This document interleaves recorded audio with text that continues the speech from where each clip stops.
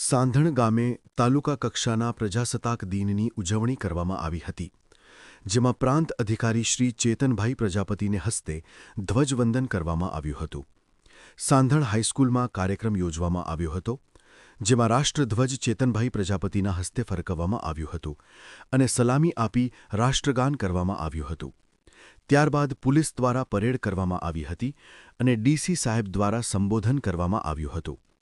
ત્યારબાદ પ્રાથમિક શાળાના બાળકો અને હાઈસ્કૂલના બાળકો દ્વારા સરસ મજાના દેશભક્તિના સાંસ્કૃતિક કાર્યક્રમો કરવામાં આવ્યા હતા અને તાલુકાની શ્રેષ્ઠ કામગીરી કરનારને બિરદાવવામાં આવ્યા હતા.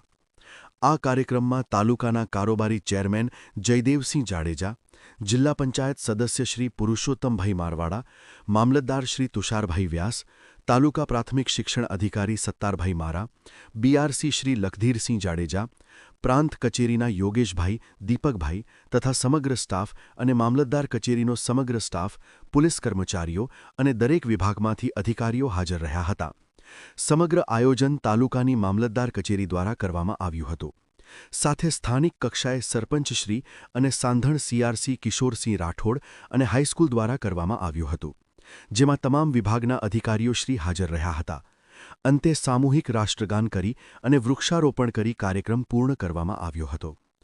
આશા ન્યૂઝ ગુજરાતી રિપોર્ટ રમેશભાઈ ભાનુશાલી.